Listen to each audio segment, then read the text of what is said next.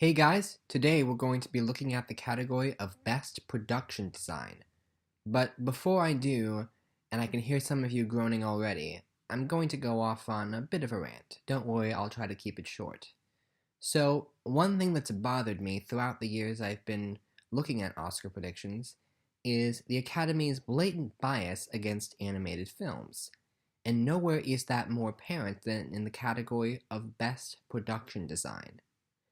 No animated film has ever been nominated for the Best Production Design Oscar, despite the fact that there have been many animated films over the years that were genuinely beautiful, had gorgeous animation, had a lot of very creative backgrounds and locations. A lot of animated films I feel definitely could have contended for the Best Production Design Oscar. Now, some of you could make the argument, well, they don't actually build any sets for animated films. It's all in the computer.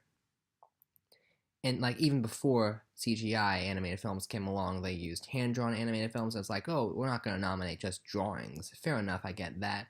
And then it's like, oh, computers. Like, it's all in the computer. We can't nominate that. And I would agree with that if it wasn't for the fact that in 2009, they gave this award to Avatar. And then the following year, they gave the award to Tim Burton's Alice in Wonderland. Both of those films leaned so heavily on CGI that they were basically animated films anyway.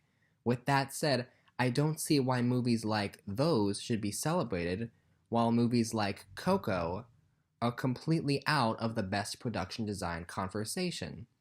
That film was truly beautiful to look at. It had a lot of various locations. It recreated the land of the dead. It was very, very faithful to Mexican culture. I don't understand why it was never even in the conversation for best production design. Okay, so rant over. Seeing how Coco isn't nominated, let's look at the 5 films that are and try and figure out which one is most likely to walk away with the Oscar. Fifth most likely to win is Darkest Hour. Now, don't get me wrong, the production design in this film is quite good, but a lot of it is not very noticeable. Like, there are some big, fancy rooms like the one you see in the picture, but most of the film is just talking heads. A lot of it purely focuses on Churchill and the dialogue. It's not a very pretty looking film for most of it. That's not Joe Wright's intention. He sneaks in a little bit of visual glamour, but that's not what the movie is about. And I'm not knocking that as a director choice. I think that was the good choice for the film. But I don't think it's going to win Best Production Design. It just seems like it's way too subtle compared to some of the other nominees. Fourth most likely to win is Dunkirk. So Dunkirk is a really good movie, and it's nominated in quite a few categories. It's going to get votes here, but like Darkest Hour, I feel a lot of the production design might be too subtle. Most of the film is set on ships or in planes or in submarines, like out on the beach. Like, there's not a ton of actual buildings. You get, again, the picture is actually kind of the exception. You see that at the beginning of the film, and then you kind of see civilization at the end, but Nolan does not draw a lot of attention to it. I think a lot of people will vote for it just because of the visual style overall of the film, kind of like how Gravity was nominated last year despite... Gravity was nominated in 2013 despite not having a lot of really impressive production design. But I can't imagine that too many people will actually vote for it to give it the win. Third most likely to win is Beauty and the Beast.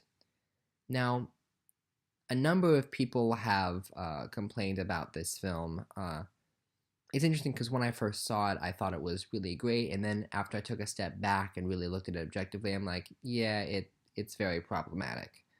A lot of the love that I felt for it on the first viewing is very much just nostalgia for the first film.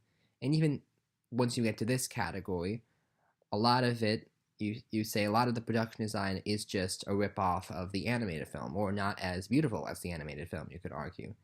But like I just said 5 minutes ago, animated films don't get nominated for production design, so maybe this nomination is sort of a makeup award because, hey, we didn't nominate the original. And to be fair, a lot of the sets were built and they are very impressive to look at. I get the nomination, it's very fancy to look at, and some people might vote for it. But I can hardly imagine it's going to win. The film came out almost a year ago at this point. It feels almost forgotten about. I think it might have a better chance in Best Production Design, but I can't imagine it's going to actually win the award. Second most likely to win is Blade Runner 2049. So this movie, this is interesting because, like Beauty and the Beast, Blade Runner 2049 is basing a lot of its nomination worth on a previous film. Now, unlike the original Beauty and the Beast, the original Blade Runner actually was nominated for Best Production Design.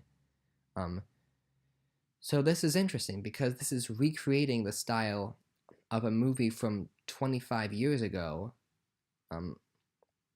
and recreating it in okay, sorry. But it's taking the style of a movie from 25 years ago and bringing it back so that if you watch the two movies back to back, you don't see a ton of difference. Obviously, the visual effects have gotten a lot better in that time, but the two movies, the styles match up very, very close, and that is a very impressive feat. So mad props to the production designer for that, but I don't think it's going to win. For one, it's a fantasy movie, and I don't know when was the last time a fantasy... Okay, well, we'll screw that. It's a sci-fi movie, and it wasn't a Best Picture nominee, and I think that hurts it, especially when you compare it to number one. My predicted winner for this category is The Shape of Water. Now, this movie, it's fantasy, and it's Guillermo del Toro, the same guy who won. Guillermo del Toro did Pan's Labyrinth, which also won this category. And the movie it has 13 nominations. We don't know yet if it's going to win Best Picture. It's going to win a couple of them. We already know that, and this seems like a fairly easy get for the film, much like with Best Original Score.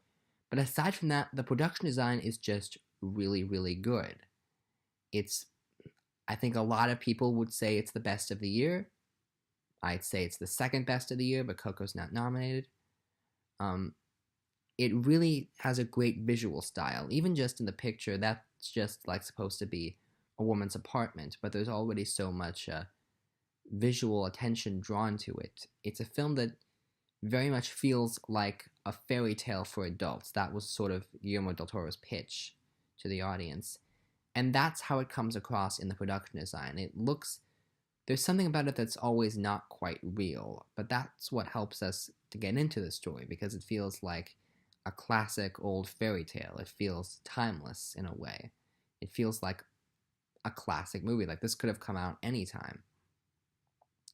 So I think that The Shape of Water is a very, very clear winner in this category.